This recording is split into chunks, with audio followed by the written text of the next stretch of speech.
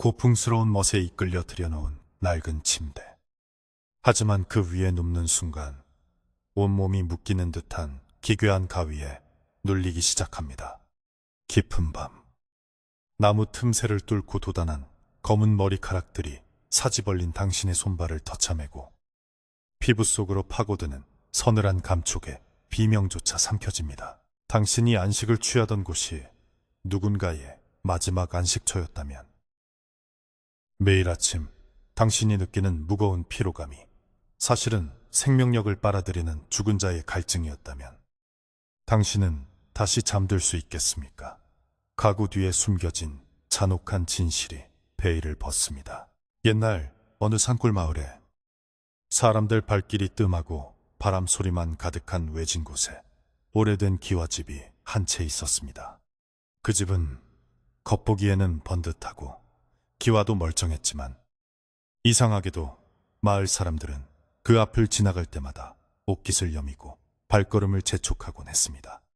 어느 늦은 가을날, 한양에서 공부를 하다가 몸이 쇠약해져 요양을 하러 온 젊은 선비 민우가 이 마을을 찾았습니다. 민우는 조용히 책을 읽으며 건강을 되찾을 곳이 필요했기에 마을 사람들의 걱정 섞인 눈빛에도 아랑곳하지 않고 그 외딴 집에 짐을 풀기로 마음먹었습니다.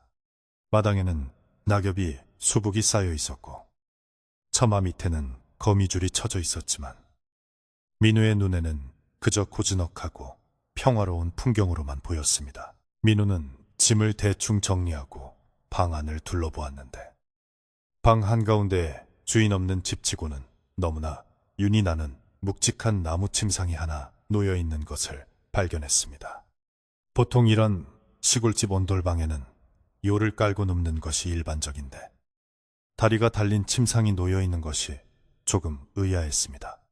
하지만 그 침상은 묘한 매력을 풍기고 있었는데, 나무의 결이 마치 흐르는 물처럼 혹은 누군가가 눈을 뜨고 쳐다보는 것처럼 굽이치며 검붉은 빛을 띠고 있었습니다. 민우는 손을 뻗어 침상의 표면을 쓸어보았고 손끝에 닿는 나무의 감촉은 서늘하면서도 이상할 정도로 매끄러워 마치 잘 다듬어진 옥이나 비단을 만지는 기분이 들었습니다. 해는 어느덧 서산 너머로 뉘엿뉘엿 지고 있었고 산골의 밤은 도시보다 훨씬 빠르게 찾아와 사방을 어둠으로 물들였습니다. 민우는 가져온 촛불을 켜고 책을 읽으려 했지만 긴 여행 탓인지 눈꺼풀이 천근만근 무거워져 더 이상 글자가 눈에 들어오지 않았습니다. 그는 따뜻한 아랫목에 요를 깔고 누울까 잠시 고민하다가 방 한가운데 놓인 그 고풍스러운 침상이 자꾸만 눈에 밟혀 그 위에서 잠을 청해보기로 했습니다. 딱딱한 나무 위라 불편할 것 같았지만 막상 그 위에 얇은 이불을 깔고 누운이 등 뒤로 전해지는 서늘한 기운이 열이 오른 그의 몸을 식혀주는 듯하여 기분이 나쁘지 않았습니다. 창호지 문 밖에서는 밤바람이 대나무 숲을 흔드는 소리가 스스스 하며 들려왔고 멀리서 부엉이 우는 소리가 간간히 들려와 산골의 정취를 더했습니다. 민우는 침상 위에 누워 천장을 바라보았는데 촛불이 꺼진 방 안은 칠흑 같은 어둠에 잠겨 있어 아무것도 보이지 않았지만 등 뒤에 나무 침상만이 홀로 살아있는 생명체처럼 미세하게 숨을 쉬는 듯한 착각이 들었습니다. 피곤함이 몰려와 눈을 감자 그의 의식은 순식간에 깊은 수면의 도시로 빠져들었고 꿈인지 현실인지 분간할 수 없는 몽롱한 경계 속에서 민우는 자신의 몸이 붕 떠오르는 듯한 기묘한 부유감을 느꼈습니다. 그렇게 얼마나 잤을까? 민우는 꿈속에서 짙은 안개가 자욱한 숲길을 헤매고 있었는데 발이 땅에 닿지 않고 허공을 걷는 듯한 기분에 휩싸였습니다. 안개 속에서는 알 수 없는 웅얼거림이 들려왔고 그 소리는 때로는 여인의 울음소리 같기도 하고 때로는 노인의 탄식 소리 같기도 하여 듣는 이의 마음을 불안하게 만들었습니다. 민우는 그 소리가 들리는 쪽으로 가보려 했지만 갑자기 몸이 무거워지며 한 발자국도 떼기 힘든 상태가 되었습니다. 마치 누군가가 뒤에서 옷자락을 잡아당기는 것처럼, 혹은 보이지 않는 끈이 발목을 휘감는 것처럼 강한 저항이 느껴져 그는 그 자리에 우뚝 멈춰설 수밖에 없었습니다. 꿈속의 안개가 조금 걷히는가 싶더니 민호는 자신이 숲길이 아니라 바로 그 침상 위에 누워있다는 것을 깨달았는데 몸을 움직일 수 없었습니다. 흔히 말하는 가위 눌림이라 생각하며 억지로 손가락 하나라도 움직여보려 애를 썼지만 팔과 다리는 이미 제 것이 아닌 듯 굳어버려 말을 듣지 않았습니다. 그때 침상의 나무 바닥에서 차가운 기운이 스멀스멀 올라와 그의 등을 타고 목덜미까지 기어오르는 것이 느껴졌는데 그 느낌은 마치 젖은 밧줄이나 차가운 뱀이 몸을 타고 오르는 것처럼 소름 끼치고 불쾌했습니다. 민우는 비명을 지르려 입을 벌렸지만 목구멍에서는 아무런 소리도 나오지 않고 그저 바람 빠지는 소리만 맴돌 뿐이었습니다. 어둠 속에서 민우의 시야에 희미한 형체가 들어왔는데 그것은 침상의 머리맡 쪽에서 일렁이는 검은 그림자였습니다. 그림자는 뚜렷한 형태는 없었지만 마치 긴 머리카락을 풀어헤친 것 같기도 하고 검은 천이 너울거리는 것 같기도 하여 보는 사람으로 하여금 본능적인 공포를 느끼게 했습니다. 그 검은 그림자는 천천히, 아주 천천히 민우의 발치로 내려와 그의 다리를 감싸기 시작했는데 그 압박감은 단순한 무게감이 아니라 뼈를 으스러뜨릴 듯이 조여오는 실제적인 고통으로 다가왔습니다.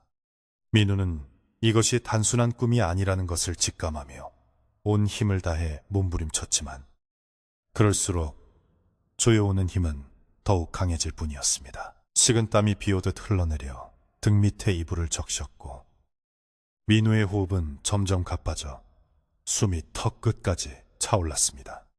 발목을 조이던 그 보이지 않는 힘은 이제 종아리를 지나 허벅지까지 올라왔고 민우는 자신의 하반신이 나무 침상 속으로 빨려 들어가는 듯한 끔찍한 공포를 느꼈습니다. 나무 틈새에서 끼익 하는 소리가 났는데 그것은 오래된 가구가 뒤틀리는 소리가 아니라 마치 누군가가 억눌린 신음을 토해내는 소리처럼 들려 민우의 귓가를 맴돌았습니다. 그는 마음속으로 조상님을 찾으며 제발 이 악몽에서 깨어나게 해달라고 빌고 또 빌었지만 어둠은 그를 더욱 깊은 곳으로 끌고 들어갈 뿐이었습니다. 그때 밖에서 갑자기 닭 우는 소리가 꽃기호하고 우렁차게 들려오자 민우를 옥죄던 힘이 거짓말처럼 순식간에 사라졌습니다. 민우는 헉 하는 거친 숨소리와 함께 눈을 번쩍 떴는데 방 안에는 이미 창호지 문을 통해 희미한 새벽빛이 스며들고 있었습니다.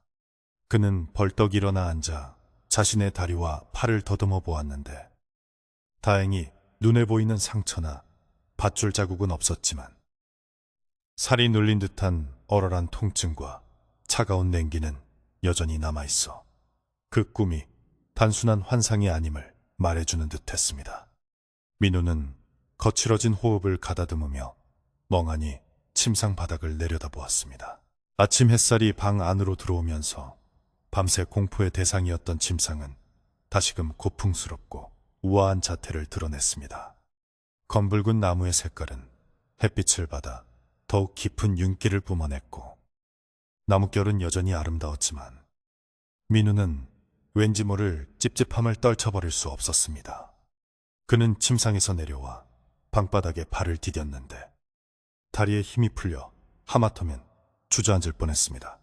밤사이 겪은 그 기이한 가위 눌림 탓인지 아니면 낯선 잠자리 탓인지 온몸의 기운이 쑥 빠져나간 듯했고 머리는 무겁고 띵하여 마치 며칠을 앓은 사람처럼 컨디션이 좋지 않았습니다. 민우는 마당으로 나가 찬물로 세수를 하며 정신을 차려보려 했지만 거울 속에 비친 자신의 얼굴은 핏기가 없고 창백하여 스스로도 놀랄 정도였습니다. 맑은 산 공기를 마시고 푹 쉬러 온 요양. 첫날부터 이런 꼴이라니 그는 헛웃음이 나왔지만 한편으로는 그저 몸이 허해서 꾼 개꿈일 것이라고 애써 스스로를 위로했습니다. 그는 마당 한 구석에 있는 우물에서 물을 길어 올리며 오늘 밤에는 반드시 아랫목에 불을 지피고 뜨끈한 방바닥에서 자야겠다고 다짐했습니다. 그 침상은 보기에는 좋지만 사람을 편안하게 재우는 물건은 아닌 것 같다는 생각이 들었기 때문입니다. 점심때가 되어 해가 중천에 뜨자 마을의 적막함도 조금은 사라지고 멀리서 들리를 하는 농부들의 소리가 들려와 민우의 마음도 한결 가벼워졌습니다. 그는 책을 들고 콧마루에 앉아 글을 읽기 시작했는데 이상하게도 눈은 글자를 쫓고 있었지만 머릿속은 온통 방 안에 있는 그 침상 생각으로 가득 차 있었습니다. 그 나무의 결이 어찌 그리 사람의 눈동자 같았을까? 어찌 그리 차가우면서도 끈적한 느낌이었을까? 하는 생각들이 꼬리에 꼬리를 물고 이어져 도저히 책 내용에 집중할 수가 없었습니다. 민우는 책을 덮고 산책이라도 할 요량으로 집 밖을 나섰습니다. 마을 길을 따라 걷다 보니 밭에서 일을 하던 마을 노인들이 낯선 선비를 보고는 일손을 멈추고 힐끔힐끔 쳐다보았습니다. 민우는 예의 바르게 허리를 숙여 인사를 건넸지만 노인들은 인사를 받는 둥 마는 둥 하며 자기들끼리 쑥덕거리기 시작했습니다. 저 젊은이가 그 기와집에 들어갔다지? 즉, 하필이면 그 집이라니. 얼굴빛이 벌써 안 좋은 걸 보니 얘 사실이 아니구만. 바람결에 실려온 그들의 대화 내용은 민우의 귀에도 어렴풋이 들려왔지만 그는 시골 노인들이 을의 외지인에게 갖는 텃세련이 생각하고 대수롭지 않게 넘겼습니다. 하지만 산책을 마치고 다시 집으로 돌아왔을 때 민우는 묘한 위화감을 느꼈는데 대문 안으로 들어서는 순간 등골이 서늘해지는 느낌을 받았습니다. 분명 낮이라 햇볕이 내리쬐고 있었지만 집안의 공기는 바깥보다 몇 도는 더 낮은 듯 차가웠고 안방 쪽에서는 어두운 그림자가 짙게 드리워져 있었습니다. 민우는 방문을 열고 방 안을 들여다보았는데 텅 빈 방 한가운데 놓인 침상이 마치 주인이 돌아오기를 기다리고 있었던 것처럼 더욱 검게 빛나고 있는 것 같았습니다. 그는 고개를 저으며 내 기분 탓이겠지 라고 중얼거렸지만 가슴 한구석에 자리 잡은 불안감은 쉽게 사라지지 않았습니다. 저녁 준비를 하기 위해 부엌으로 들어간 민우는 아궁이에 불을 지피려 했지만 며칠 동안 비워둔 탓인지 나무들이 눅눅하여 불이 잘 붙지 않았습니다. 매운 연기를 마시며 한참을 씨름한 끝에 겨우 불을 붙이고 밥을 지었지만 입맛이 없어 몇 숟가락 뜨지도 못하고 상을 물려야 했습니다. 몸이 으슬으슬 춥고 기운이 없는 것이 아무래도 몸살 감기가 오려는 것 같아 민우는 일찌감치 잠자리에 들 준비를 했습니다. 그는 아침에 다짐한 대로 아랫목에 이불을 깔기 위해 장롱을 열었는데 이불을 꺼내 펴는 순간 왠지 모를 답답함이 밀려왔습니다. 온돌 바닥은 따뜻했지만 민우의 시선은 자꾸만 차가운 나무 침상으로 향했는데 그곳에 누워야만 이 열기를 식히고 편안해질 수 있을 것 같은 강한 유혹을 느꼈습니다.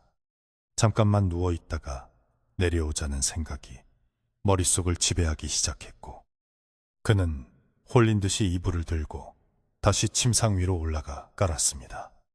이성은 안 된다고 외치고 있었지만 몸은 이미 그 서늘하고 딱딱한 나무 위가 주는 기묘한 안락함을 원하고 있었습니다. 민우가 침상에 눕자마자 뼈마디 사이로 스며드는 냉기가 오히려 시원하게 느껴지며 낮 동안의 피로가 씻은 듯이 사라지는 듯한 착각에 빠졌습니다. 두 번째 밤은 첫날보다 더 빠르게 깊어졌고 민우는 눕자마자 깊은 잠에 빠져들었는데 이번 꿈은 어제보다 훨씬 더 선명하고 구체적이었습니다.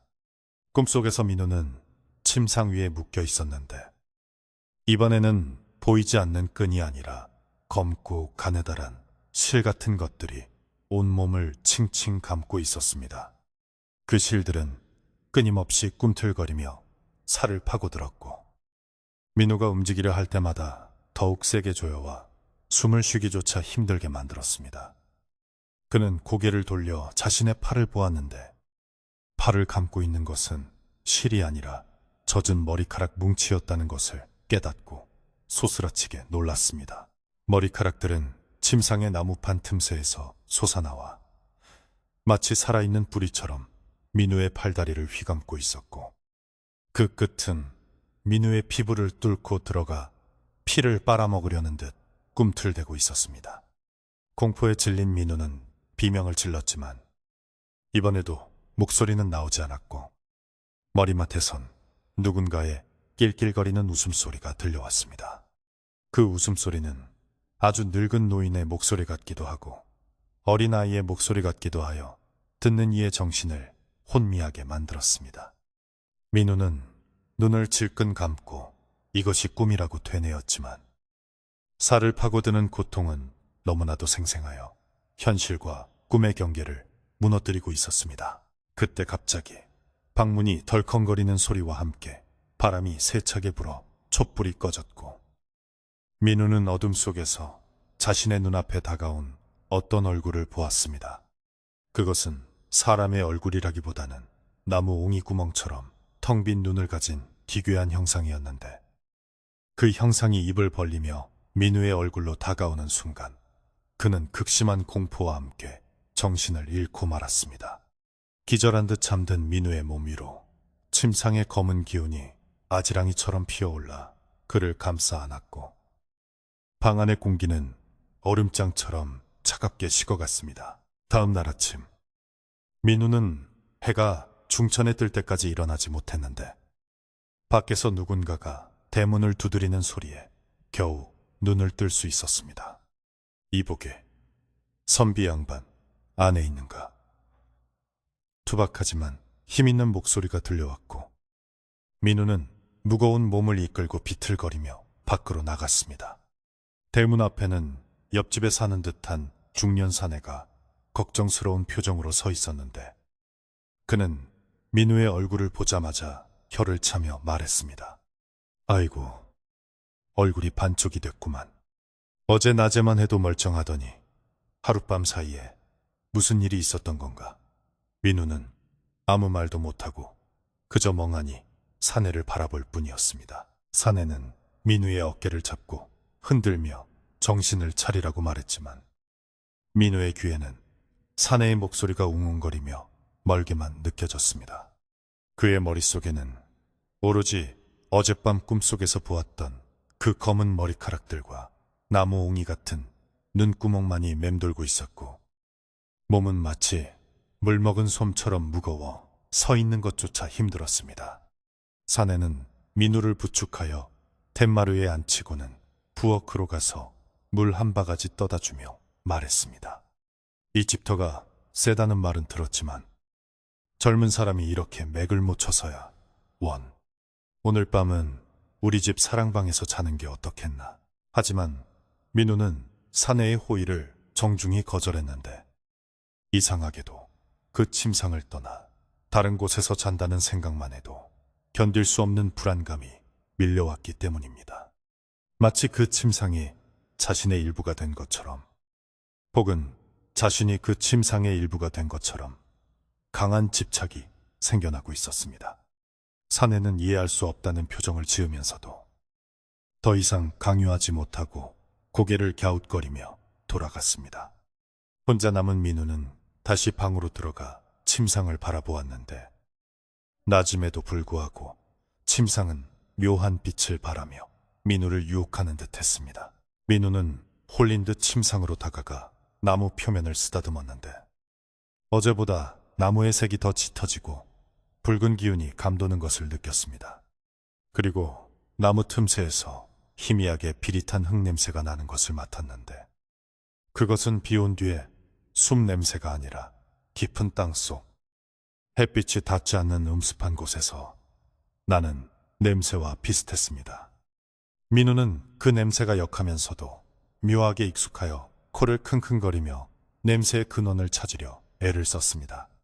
그때 그의 시선이 침상의 다리 부분, 나무가 서로 맞물리는 이음새에 꽂혔습니다. 그 이음새 틈바구니에 아주 미세하지만 분명히 사람의 것이라고는 믿기 힘든 굵고 뻣뻣한 검은 털 한 가닥이 끼어 있는 것이 보였습니다. 민우는 떨리는 손으로 그 털을 집어당겼는데 털은 생각보다 깊이 박혀 있어 잘 빠지지 않았고 힘을 주어 잡아당기자 툭 하는 소리와 함께 끊어지며 붉은 액체가 살짝 묻어나왔습니다. 민우는 소스라치게 놀라 뒤로 물러났고 끊어진 털을 쥔 손바닥에서는 화끈거리는 열기가 느껴졌습니다. 이것은 단순한 가구가 아니라는 확신이 공포와 함께 그의 뇌리를 강타했습니다.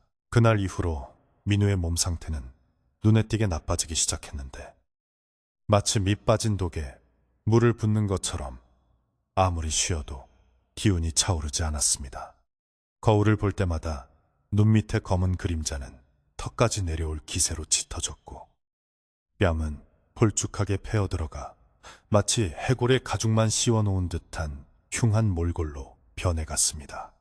그는 밤마다 그 침상에서 벗어나려 몸부림쳤지만 해가 지고 어둠이 깔리면 자석에 이끌린 쇠붙이처럼 어김없이 그 침상 위로 기어 올라가 눕게 되는 기이한 현상이 반복되었습니다.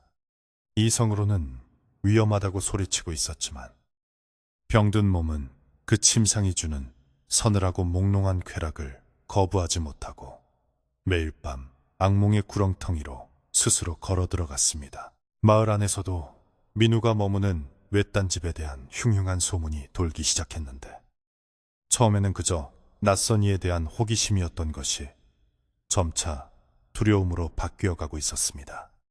마을 아낙네들이 빨래터에 모여 방망이질을 하다가도 누군가 먼저 그 집 이야기를 꺼내면 다들 손을 멈추고 주위를 두리번거리며 목소리를 낮추곤 했습니다. 어젯밤에 그 집 앞을 지나가는데 안에서 끙 하고 앓는 소리가 나더라고. 꼭 땅속에서 나는 소리처럼 울리는데 얼마나 무섭던지.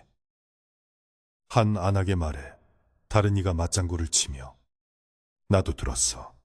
바람 소리인 줄 알았는데 가만히 들어보니 누군가 나무를 손톱으로 벅벅 긁는 소리 같기도 하고 라며 몸서리를 쳤습니다. 소문은 삽시간에 퍼져나가 사랑방에 모인 노인들의 귀에도 들어갔는데 마을의 촌장격인 김노인은 곰방대를 두드리며 혀를 찼습니다. 그 집터가 원래 음기가 강해서 비워둔 것인데 젊은 선비가 겁도 없이 들어갔으니 탈이 날만도 하지. 즉슨 벌써 며칠째 굴뚝의 연기가 제대로 피어오르는 꼴을 못 봤어. 노인들은 민우가 병이라도 얻어 쓰러진 것은 아닌지 걱정하면서도 선뜻 그 집 대문을 열고 들어갈 용기를 내지는 못했습니다. 밤이면 그 집 쪽에서 파란 불덩이가 둥둥 떠다닌다는 둥, 지붕 위에 검은 고양이가 울어댄다는 둥, 괴담만이 눈덩이처럼 불어나 마을 사람들의 발길을 끊게 만들었습니다. 한편 집 안에 고립된 민우는 낮과 밤의 경계가 모호해지는 환각 상태를 겪고 있었는데 낮에 눈을 뜨고 있어도 방구석에서 검은 그림자가 어른거리는 것 같아 깜짝깜짝 놀라곤 했습니다.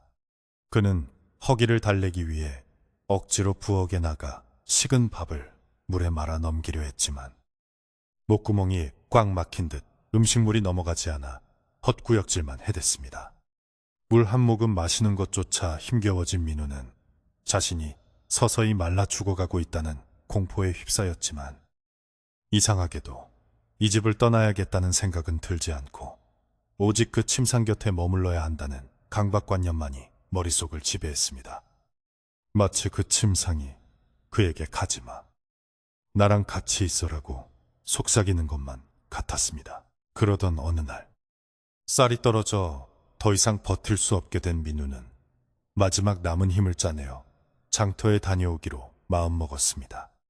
비틀거리는 걸음으로 대문을 나서자 눈부신 가을 햇살이 쏟아져 내렸는데 오랫동안 어둠 속에 갇혀있던 민우에게는 그 햇빛조차 바늘처럼 따갑게 느껴져 손으로 눈을 가려야 했습니다. 마을 길을 따라 내려가는 민우의 모습은 마치 저승에서 갓 돌아온 귀신처럼 위태로워 보였고 길가에서 뛰어놀던 아이들은 그를 보자마자 비명을 지르며 엄마 치마폭 뒤로 숨어버렸습니다. 민우는 아이들의 반응에 씁쓸한 미소를 지으려 했지만 입꼬리조차 제대로 올라가지 않아 기괴한 표정이 되고 말았습니다. 마을 어귀의 커다란 느티나무 아래에는 평상 하나가 놓여 있었는데 그곳에는 마을에서 가장 나이가 많고 신통력이 있다고 알려진 칠성 할머니가 앉아 있었습니다. 할머니는 쭈글쭈글한 손으로 지팡이를 짚고 앉아 지나가는 사람들을 물끄러미 바라보고 있었는데 민우가 비틀거리며 그 앞을 지나가려 하자 갑자기 지팡이로 땅을 탁 하고 내리쳤습니다. 거기 서거라. 젊은이. 할머니의 목소리는 쇠가 긁히는 듯 거칠었지만 그 안에는 거역할 수 없는 위험이 서려 있어 민우는 저절로 발걸음을 멈추고 말았습니다.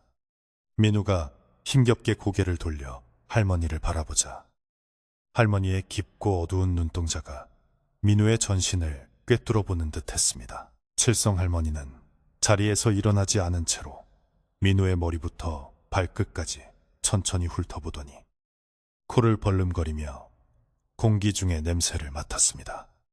이게 무슨 냄새인가? 썩은 나무 냄새가 진동을 하는구만. 아니, 이건 흙 냄새인가?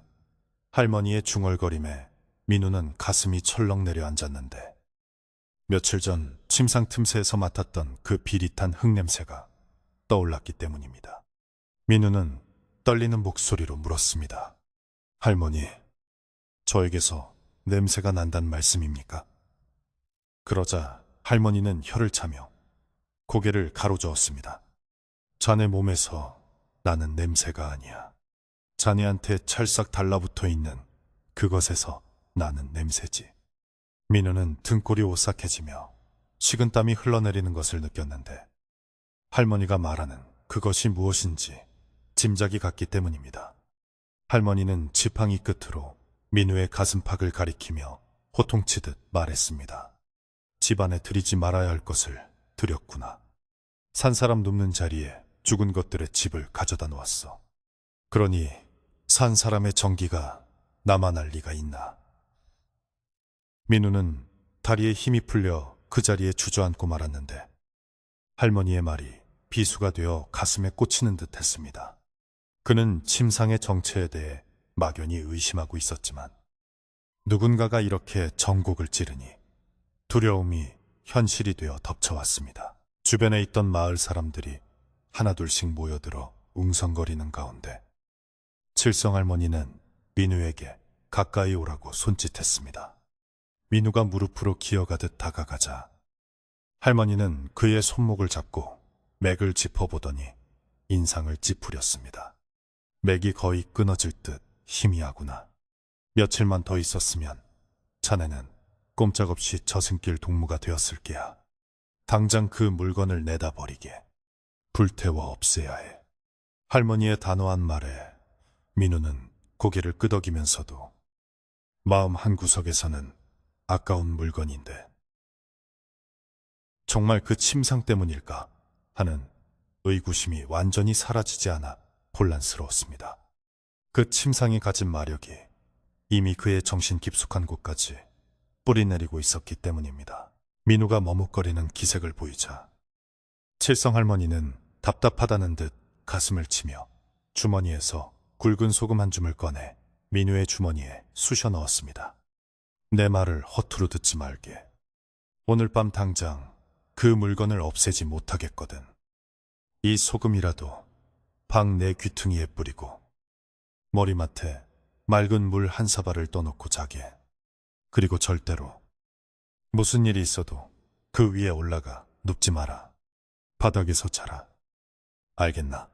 할머니의 눈빛이 너무나 간절하고 절박하여 민우는 홀린 듯 고개를 끄덕이며 예, 명심하겠습니다라고 대답할 수밖에 없었습니다. 할머니는 민우가 멀어질 때까지 걱정스러운 눈빛으로 그의 뒷모습을 지켜보았습니다. 장터의 갈 기운도 잃어버린 민우는 빈손으로 다시 집으로 발길을 돌렸는데 돌아오는 길 내내 할머니의 목소리가 귓가에서 맴돌았습니다. 산 사람 눕는 자리에 죽은 것들의 집을 가져다 놓았다는 말이 무엇을 의미하는지 곰곰이 생각해보니 소름 끼치는 추측이 머리를 스쳤습니다. 혹시 그 침상의 나무가 관관을 뜯어서 만든 것은 아닐까? 옛날에 흉한 일을 당한 집안의 가구라거나 무덤에서 도굴한 부장품으로 만든 것은 아닐까? 온갖 불길한 상상이 꼬리에 꼬리를 물고 이어지며 집으로 향하는 발걸음을 더욱 무겁게 만들었습니다. 집 대문 앞에 도착했을 때 해는 이미 서산에 걸려 붉은 노을을 토해내고 있었고 그 붉은 빛이 집 전체를 감싸 안아 마치 집이 피를 뒤집어 쓴 것처럼 보였습니다. 민우는 심호흡을 한번 크게 하고 대문을 밀고 들어갔는데 마당의 공기는 여전히 차갑고 정적만이 감돌고 있었습니다. 그는 방으로 들어가지 않고 마당에 서서 방문을 노려보았는데 창호지 문 너머로 희미하게 보이는 침상의 실루엣이 마치 거대한 짐승이 웅크리고 앉아 먹이를 기다리는 모습처럼 보여 섬뜩했습니다. 그는 할머니가 준 소금 주머니를 꽉 쥐며 마음을 다잡았습니다. 방문을 열자 퀴퀴하고 묵은 냄새가 훅 끼쳐왔는데 며칠 전만 해도 맡을 수 있었던 은은한 나무 향기는 온데간데 없고 마치 곰팡이가 핀 지하 감옥 같은 냄새가 났습니다. 침상은 어둠 속에서도 여전히 기이한 광택을 뽐내며 민우를 맞이했고 민우는 짐짓 태연한 척하며 부엌으로 가서 물 한 사발을 떠왔습니다. 그리고 할머니가 시킨 대로 방 내 귀퉁이에 소금을 뿌리기 시작했는데 소금이 바닥에 닿을 때마다 타닥, 타닥하며 마치 불에 타는 듯한 소리가 나는 것 같아 민우는 흠칫 놀랐습니다. 마지막으로 침상 머리맡에 정화수를 떠놓고 그는 침상을 등지고 아랫목 구석에 이불을 폈습니다. 오늘은 절대로 저 위에 올라가지 않을 거야. 민우는 스스로에게 다짐하며 촛불을 끄고 자리에 누웠습니다. 방바닥은 따뜻했지만 등 뒤에서 느껴지는 침상의 냉기는 여전했고 마치 누군가가 뒤에서 따가운 시선으로 쳐다보는 듯한 느낌에 잠을 이룰 수가 없었습니다. 그는 벽을 보고 돌아누워 눈을 감고 억지로 잠을 청하려 했지만 신경은 온통 등 뒤에 침상에 쏠려 있어 작은 바람 소리에도 깜짝깜짝 놀라기를 반복했습니다. 시간이 얼마나 흘렀을까? 밖에서 풀벌레 소리마저 잦아들고 깊은 밤이 찾아왔을 때 방 안의 공기가 미묘하게 바뀌기 시작했습니다. 어디선가 사그락하는 소리가 들려왔는데 그것은 쥐가 다니는 소리도 아니고 바람 소리도 아니었습니다. 마치 마른 나무 껍질이 벗겨지는 소리 같기도 하고 수많은 벌레가 기어다니는 소리 같기도 하여 민우의 신경을 긁어댔습니다. 민우는 이불을 머리 끝까지 뒤집어 쓰고 귀를 막았지만 그 소리는 이불을 뚫고 들어와 고막을 울렸습니다. 그리고 이어서 들려오는 소리는 더욱 끔찍했는데 그것은 추워 라고 웅얼거리는 듯한 아주 작고 쉰 목소리였습니다.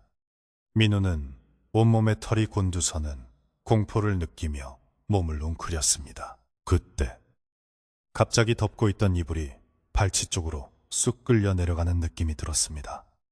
민우는 비명을 지르며 이불을 잡아당겼지만 보이지 않는 힘은 엄청난 악력으로 이불을 잡아채고 있었습니다. 누구냐? 민우가 소리치며 벌떡 일어나 앉았을 때 방 안은 칠흑 같은 어둠이라 아무것도 보이지 않았지만 바로 눈앞에서 누군가의 거친 숨소리가 들려왔습니다. 그 숨결에서는 썩은 흙냄새와 피냄새가 섞여 났고 민우는 본능적으로 그것이 침상 쪽에서 온 것임을 알 수 있었습니다. 그는 더듬거리는 손으로 성냥을 찾아 촛불을 켰습니다. 촛불이 켜지자 방 안의 풍경이 드러났는데 놀랍게도 민우가 덮고 있던 이불은 침상 위에 엉망으로 흐트러져 있었고 침상 머리맡에 떠놓았던 정화수는 검게 변해 있었습니다. 민우는 자신이 언제 이불을 놓쳤는지 기억나지 않았지만 분명한 것은 무언가가 이불을 침상 위로 끌고 갔다는 사실이었습니다. 공포에 질린 민우는 방문을 열고 밖으로 뛰쳐나가려 했지만 문고리가 꼼짝도 하지 않았습니다. 마치 밖에서 누가 잠근 것처럼 혹은 문 자체가 벽이 되어버린 것처럼 문은 요지부동이었습니다. 밀폐된 방 안에 갇힌 민우는 등을 벽에 딱 붙이고 침상을 경계하며 서 있었는데 침상의 나무판이 미세하게 떨리고 있는 것이 보였습니다. 마치 심장이 뛰는 것처럼 쿵, 쿵 하는 진동이 나무를 타고 바닥으로 전해졌고 그 진동에 맞춰 정화수 그릇의 물이 파문을 일으키고 있었습니다. 민우는 칠성할머니의 경고가 떠올랐습니다. 죽은 것들의 집. 이제 그는 확신할 수 있었습니다. 저 침상은 단순한 가구가 아니라 무언가를 가두고 있거나 무언가가 살고 있는 저주받은 물건이라는 것을, 그리고 그 무언가는 지금 몹시 배가 고프거나 화가 나 있다는 것을 느낄 수 있었습니다. 민우는 밤을 새울 각오로 눈을 부릅뜨고 침상을 노려보았지만 인간의 체력에는 한계가 있었습니다. 새벽녘이 되자 극도의 긴장감과 피로가 덮쳐오며 눈꺼풀이 무거워졌고 몽롱한 의식 속에서 그는 다시금 침상의 유혹을 받기 시작했습니다. 저 위에 누우면 편안할 거야. 그냥 잠시만 쉬는 건데 어때? 악마의 속삭임 같은 생각이 머릿속을 파고들었고 민우의 의지는 녹아내리는 촛농처럼 허무하게 무너져 내렸습니다. 그는 몽유병 환자처럼 비틀거리며 침상으로 다가갔고 검게 변한 정화수를 엎지르며 그 위로 쓰러지듯 누웠습니다. 민우가 침상에 닿는 순간 딱딱했던 나무 바닥이 마치 물컹한 살점처럼 변하며 그의 몸을 감싸 안는 듯한 기괴한 느낌을 받았습니다. 그리고 동시에 귀 밑에서 누군가가 드디어 왔구나 하고 속삭이는 소리가 들렸는데 그것은 칠성할머니가 말했던 나무 잘못 들인 대가가 시작되었음을 알리는 신호탄과도 같았습니다. 민우의 몸은 순식간에 마비되었고 그는 의식은 깨어있지만 몸은 움직일 수 없는 상태에서 천장의 석가래가 뱀처럼 꿈틀거리는 환영을 보며 깊은 절망 속으로 빠져들었습니다. 아침 해가 밝아왔지만 민우는 깨어나지 못했고 그날 하루 종일 민우의 집 대문은 굳게 닫혀 있었습니다. 마을 사람들은 칠성할머니가 민우에게 무언가 경고를 했다는 이야기를 전해 듣고 혹시나 하는 마음에 민우의 집을 기웃거렸지만 쥐 죽은 듯 조용한 집안 분위기에 눌려 누구도 섣불리 들어가지 못했습니다. 다만 담장 너머로 보이는 안방의 문이 조금 열려 있고 그 틈으로 보이는 어둠이 낮에도 거치지 않는 것을 보며 사람들은 혀를 차며 발길을 돌렸습니다. 저 선비, 아무래도 큰일 치르겠구만. 마을에는 이제 단순한 소문을 넘어 불길한 예감이 짙게 드리워졌습니다. 그날 밤 민우는 꿈속에서 자신의 몸에서 빠져나가는 하얀 연기 같은 것을 보았습니다. 그 연기는 침상의 나무 틈새로 빨려 들어가고 있었는데 연기가 들어갈 때마다 침상의 나무 색깔은 더욱 붉고 선명해졌고 반대로 민우의 몸은 점점 더 투명하고 희미해져 갔습니다. 그는 자신이 나무에게 먹히고 있다는 것을 깨달았지만 도망칠 힘도 소리칠 힘도 남아있지 않았습니다. 침상 밑바닥 깊은 곳에서는 키득키득하는 웃음소리가 끊이지 않고 들려왔고 그 소리는 점점 더 커져 마치 방 전체를 울리는 구판의 징소리처럼 변해갔습니다. 이것은 단순한 가위 눌림이 아니라 영혼을 건네주는 의식과도 같았습니다. 민우의 생명이 꺼져가던 바로 그때 문 밖에서 쿵쿵거리는 소리와 함께 누군가가 대문을 억지로 여는 소리가 들려왔습니다. 이보게, 선비, 정신 차리게. 그것은 어제 민우를 걱정했던 옆집 사내와 칠성할머니의 목소리였습니다. 그들의 목소리가 들리자 침상의 웃음소리가 뚝 그치고 민우를 옥죄던 힘이 잠시 주춤했습니다. 하지만 이내 침상은 더욱 맹렬하게 민우의 등을 잡아당기며 그를 놓아주지 않으려 발악했습니다. 나무 틈새에서 검은 머리카락 몇 가닥이 스멀스멀 기어나와 민우의 목을 감으려 꿈틀대기 시작했고 상황은 돌이킬 수 없는 파국으로 치닫고 있었습니다. 민우의 의식은 깊은 수면 아래로 가라앉고 있었지만 문 밖에서 들려오는 칠성 할머니와 이웃 사내의 고함 소리는 마치 물속에서 듣는 것처럼 웅웅거리며 겨우 그의 귓가에 닿았습니다. 그 소리는 생명의 끈이자 이승으로 돌아갈 수 있는 마지막 동아줄 같았기에 민우는 감기는 눈꺼풀을 억지로 들어 올리며 입술을 달싹였습니다. 살려 주세요. 하지만 목구멍에서는 바람 빠지는 소리만 새어나올 뿐 제대로 된 목소리가 나오지 않았고 방 안의 공기는 더욱 차갑고 무겁게 내려앉아 그의 숨통을 조여왔습니다. 침상은 마치 외부의 방해를 거부하듯 나무 틈새에서 검은 연기 같은 아지랑이를 피워올리며 방 안을 칠흑 같은 어둠으로 채우기 시작했습니다. 이웃 사내가 문을 부술듯이 두드리자 침상은 삐걱거리며 기분 나쁜 소리를 냈는데 그것은 마치 누군가가 이를 가는 소리처럼 들려 민우의 소름을 돋게 했습니다. 민우는 흐릿한 시야 속에서 침상의 표면이 물결치듯 일렁이는 것을 보았고 그 매끄럽던 나무의 결이 점차 거칠고 투박한 질감으로 변해가는 것을 느꼈습니다. 그리고 코끝을 찌르는 악취가 더욱 심해졌는데 그것은 며칠 전 맡았던 흙냄새 정도가 아니라 시체가 썩어가는 냄새와 오래된 무덤 속의 곰팡이 냄새 그리고 장례식 때 피우는 향냄새가 뒤섞인 역겨운 것이었습니다. 그 냄새는 민우의 폐부 깊숙이 스며들어 그가 살아있는 사람인지 이미 죽은 시체인지 분간할 수 없게 만들었습니다.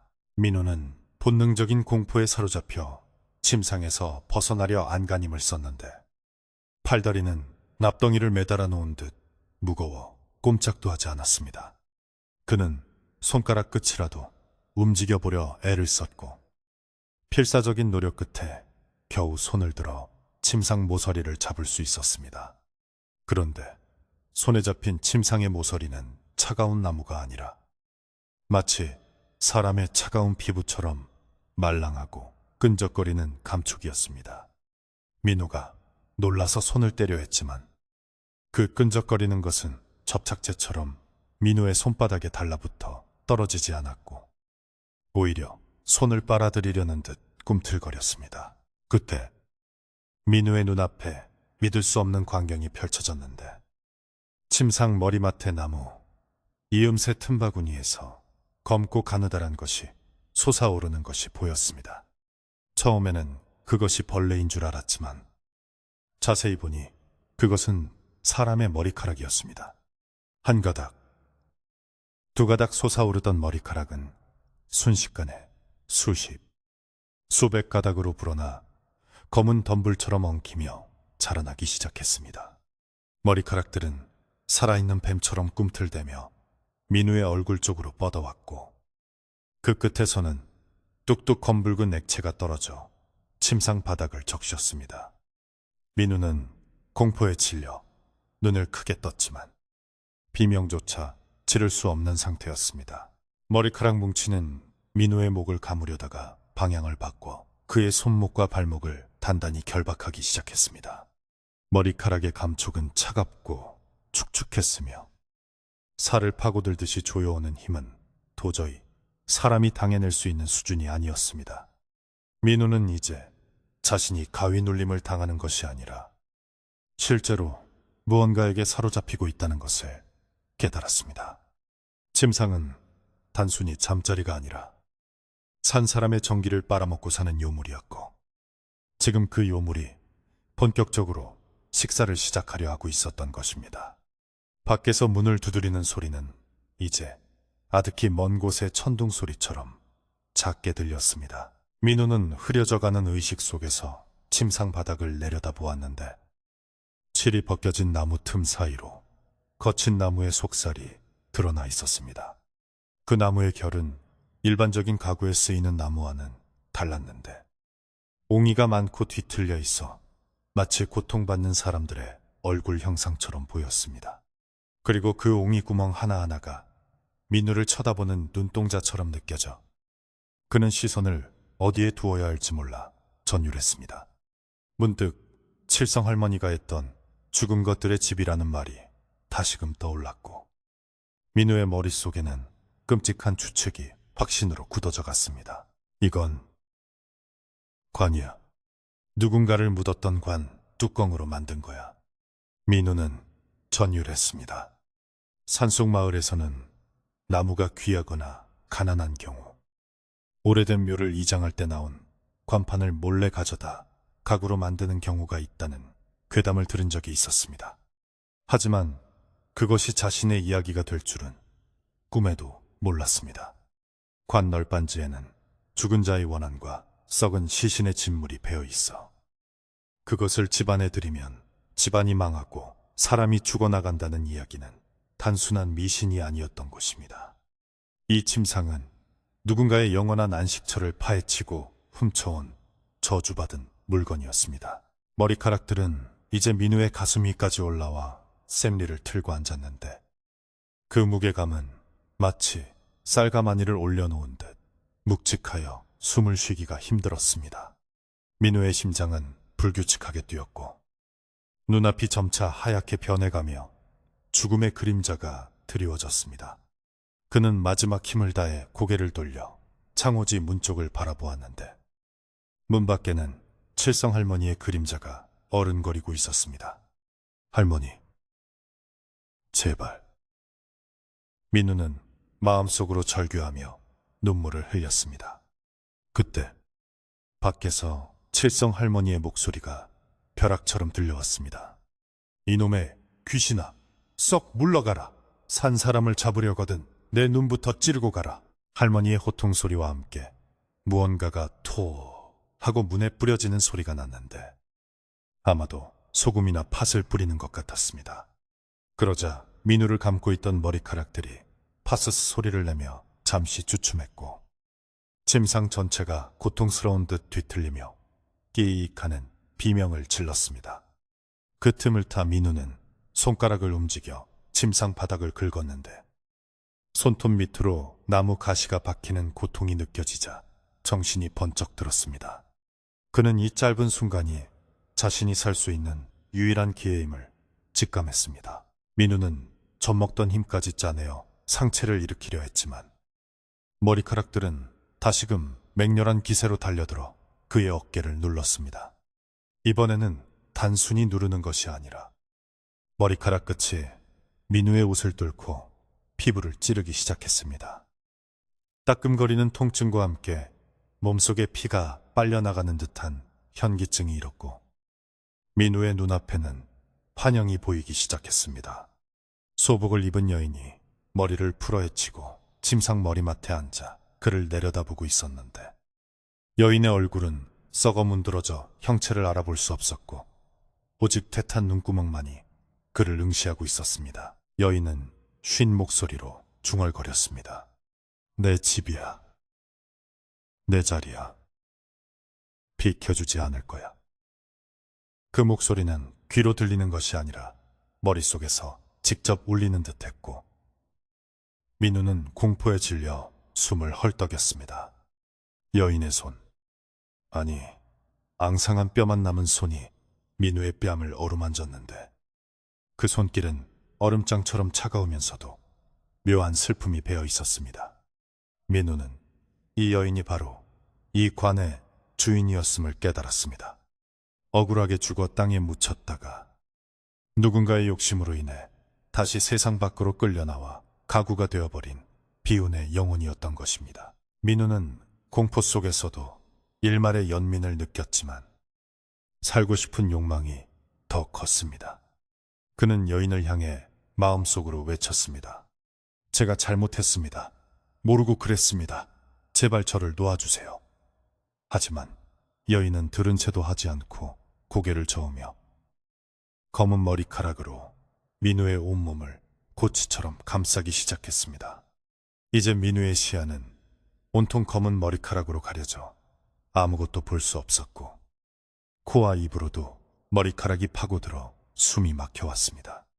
그는 질식할 것 같은 고통 속에서 허우적거렸지만 팔다리는 이미 침상과 한 몸이 된 듯 움직이지 않았습니다. 바로 그때 밖에서 쾅 하는 굉음과 함께 대문이 부서지는 소리가 들렸고 이어서 우당탕탕 하는 발자국 소리가 마당으로 쏟아져 들어왔습니다.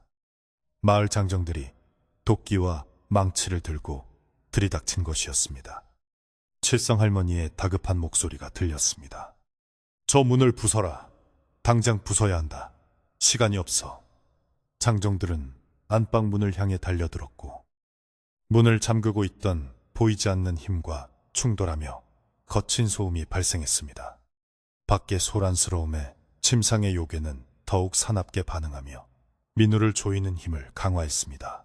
침상은 마치 자신이 뺏기지 않으려는 아이처럼 민우를 더욱 깊숙이 나무 속으로 끌어당겼습니다.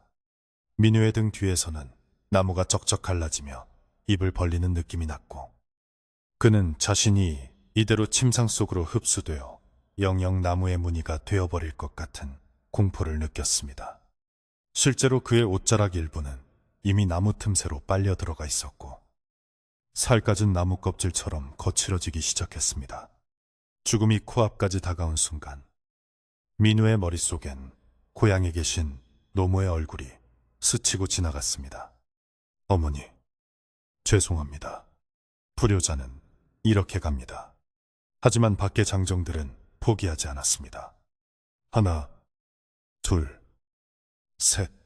구령에 맞춰 굵은 통나무로 문을 가격하자 단단히 버티던 창호지 문살이 우지끈 부러지며 틈이 생겼습니다.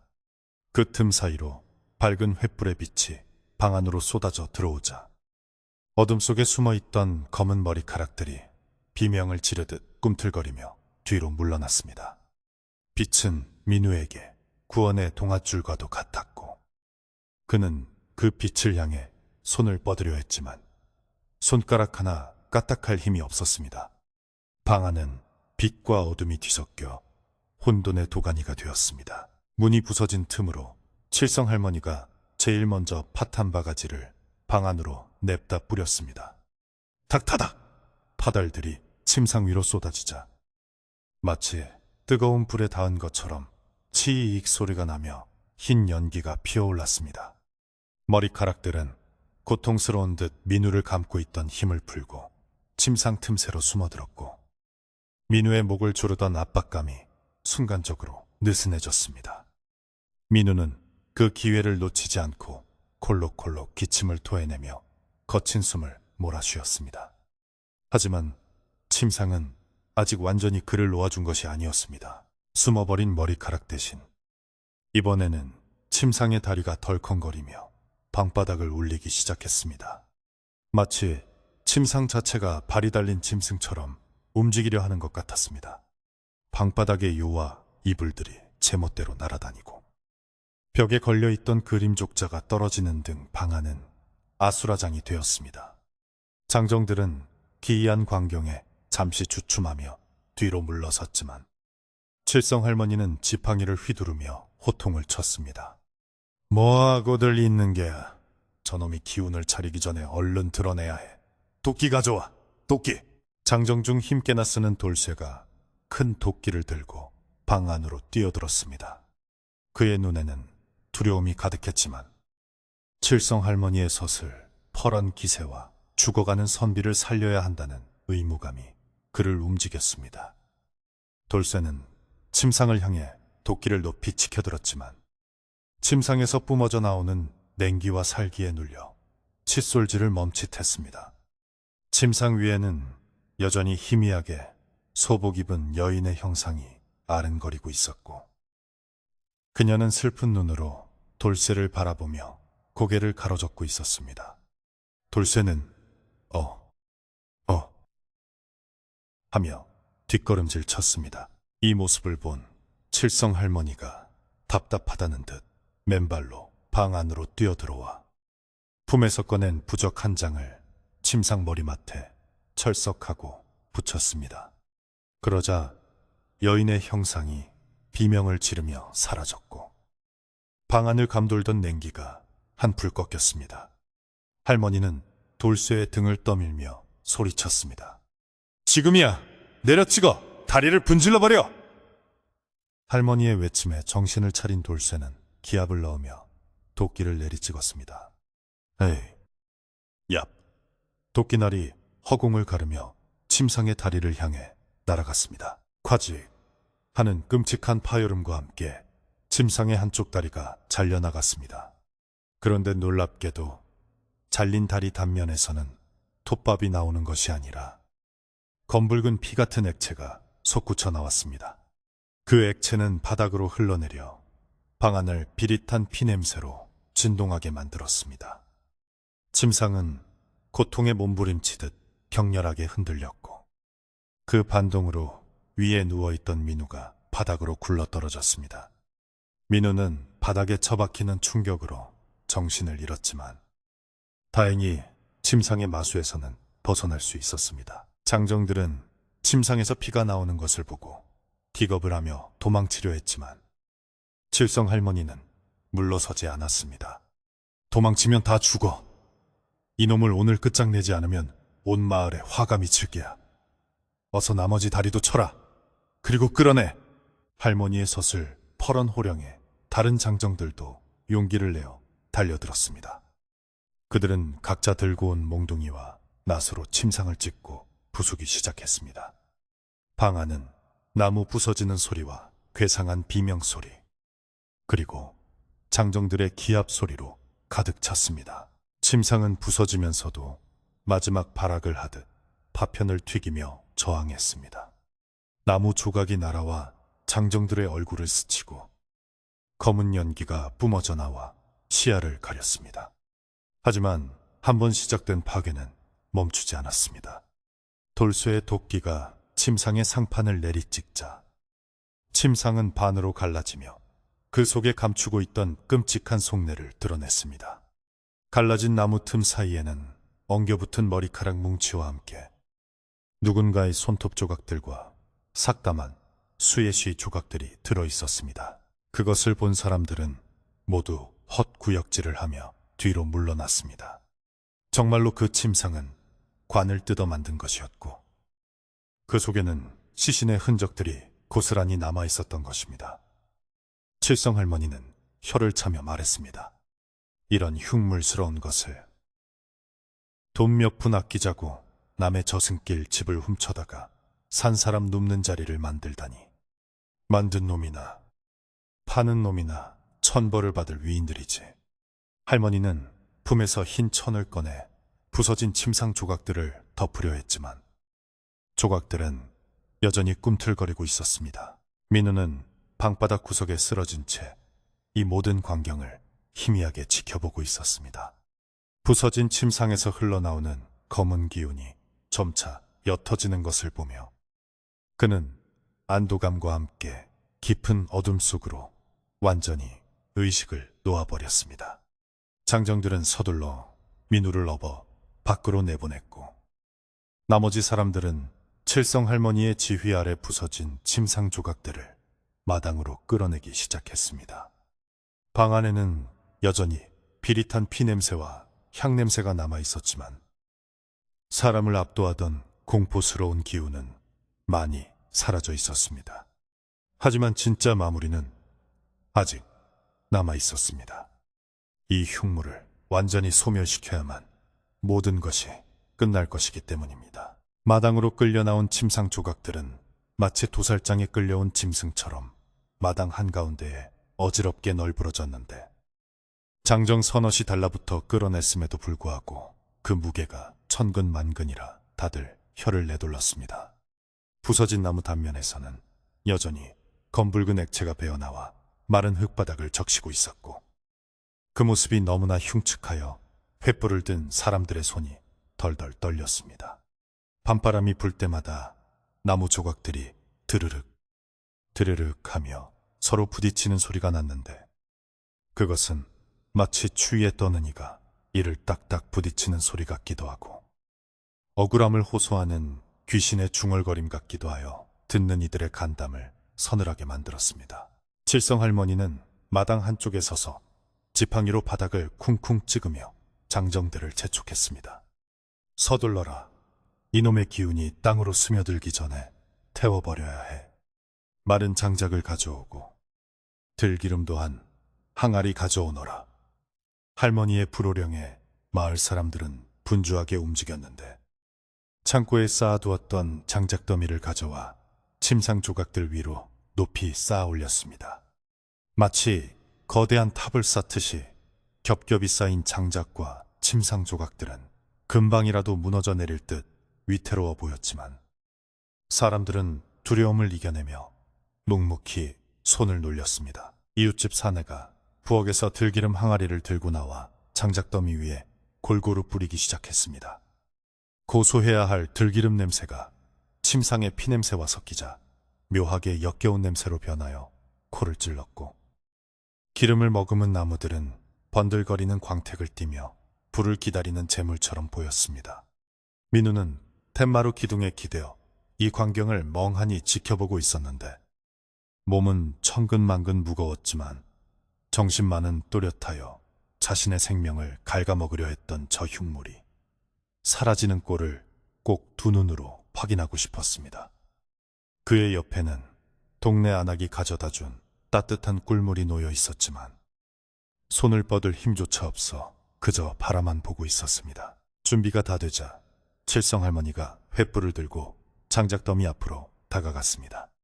할머니는 잠시 눈을 감고 알 수 없는 주문을 외우더니 가거라! 네가 있어야 할 곳으로 돌아가! 라고 소리치며 횃불을 장작더미 속에 던져 넣었습니다. 기름을 잔뜩 머금은 장작에 불이 닿자 파앗하는 소리와 함께 순식간에 거대한 불길이 치솟아 올랐습니다. 불길은 밤하늘을 붉게 물들이며 타오르기 시작했고 매캐한 연기가 사방으로 퍼져나가 마당에 모인 사람들은 옷소매로 코와 입을 막고 뒤로 물러섰습니다. 그런데 이상한 일이 벌어졌습니다. 보통의 나무라면 타닥타닥 소리를 내며 타야 정상인데 이 침상 조각들은 불 속에서 끼익 하는 찢어지는 듯한 비명을 질러대기 시작했습니다. 그 소리는 마치 산짐승을 불에 태울 때 나는 단말마와 같아서 마을 사람들은 귀를 막고 공포에 떨었습니다. 불꽃의 색깔 또한 예사롭지 않았는데 붉은색과 노란색이 섞인 일반적인 불꽃 사이로 시퍼런 기운과 검은 연기가 섞여 나와 마치 지옥불을 보는 듯한 착각을 불러일으켰습니다. 불길이 거세질수록 비명 소리는 더욱 커졌고 나무 틈새에 숨어있던 머리카락 뭉치들이 불에 타면서 지독한 노린내를 풍겼습니다. 그 냄새는 머리카락 타는 냄새에 상한 고기, 굽는 냄새가 섞인 것 같아 몇몇 비위 약한 사람들은 헛구역질하며 대문 밖으로 뛰쳐나가기도 했습니다. 칠성 할머니는 흩어지는 사람들을 향해 자리를 뜨지 마라. 사람이 많아야 양기가 모여 저것들을 누를 수 있다 라고 외치며 자리를 지켰습니다. 할머니의 주름진 얼굴은 불빛을 받아 붉게 빛났고 눈은 불꽃보다 더 뜨겁게 이글거리고 있었습니다. 불길 속에서 검은 연기가 뭉쳐지더니 잠시 동안 사람의 형상을 이루는 듯 했습니다. 민우는 그 연기가 방 안에서 보았던 소복 입은 여인의 모습과 닮았다고 생각했습니다.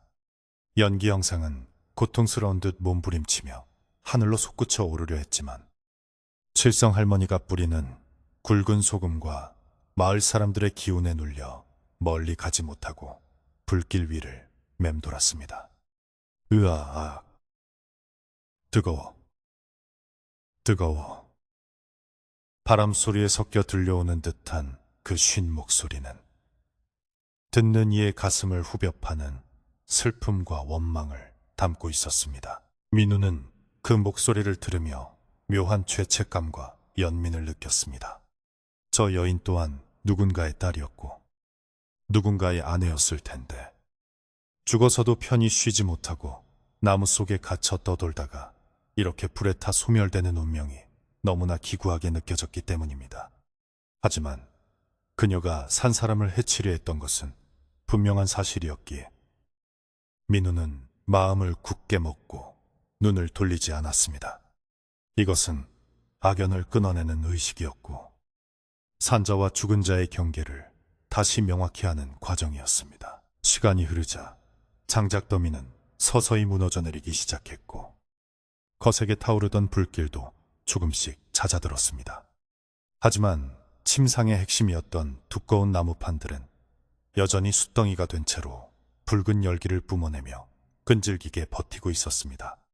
칠성 할머니는 옆에 있던 장정에게 소주를 가져오라고 시켰고 장정이 독한 소주 한 병을 가져오자 그것을 입에 머금었다가 불길을 향해 푸 하고 뿜었습니다. 알코올이 닿자 불길이 다시 한번 확 하고 솟구치며 마지막 남은 나무 조각들을 집어삼켰습니다. 그 순간 펑 하는 소리와 함께 가장 두꺼운 나무판이 터져나갔고 그 속에서 검은 재 같은 것이 사방으로 흩날렸습니다. 그것은 마치 오랫동안 묵혀있던 원한이 한꺼번에 터져나오는 것 같았습니다. 그 폭발음과 함께 끈질기게 들려오던 비명 소리도 뚝 그쳤고 불꽃의 색깔도 시퍼런색에서 평범한 주황색으로 돌아왔습니다. 마당을 가득 채웠던 음산한 냉기도 거짓말처럼 사라지고 대신 뜨거운 불의 열기가 그 자리를 채웠습니다. 칠성할머니는 그제야 긴장을 풀고 깊은 한숨을 내쉬며 자리에 주저앉았습니다. 이제 됐다. 다 끝났다. 할머니의 나지막한 말에 마을 사람들도 안도의 한숨을 내쉬며 서로의 얼굴을 쳐다보았습니다. 그들의 얼굴은 그을음과 땀으로 범벅이 되어 있었지만 눈빛만은 공포에서 벗어나 평온을 되찾고 있었습니다. 불은 새벽이 올 때까지 타올랐고 거대했던 침상은 한 줌의 하얀 재로 변해버렸습니다. 동쪽 하늘이 푸르스름하게 밝아오자 밤새 마을을 감쌌던 어둠도 물러가고 새로운 아침이 찾아오고 있었습니다. 민우는 그 광경을 끝까지 지켜보다가 스르르 잠이 들었는데 이번에는 악몽도 가위 눌림도 없는 아주 깊고 편안한 잠이었습니다. 해가 중천에 떴을 때 민우가 눈을 떴는데 그는 자신이 쳇마루가 아닌 옆집 사랑방에 누워있다는 것을 깨달았습니다. 몸은 여전히 솜처럼 무거웠지만 지난 며칠간 가슴을 짓누르던 답답함은 씻은 듯이 사라져 있었습니다. 방문이 열리고 칠성 할머니가 들어오셨는데 손에는 김이 모락모락 나는 흰 죽그릇이 들려 있었습니다. 일어났는가? 젊은 사람이 잠 한 번 되게 자더구만. 할머니는 퉁명스럽게 말하면서도 죽그릇을 민우의 머리맡에 놓아주었습니다.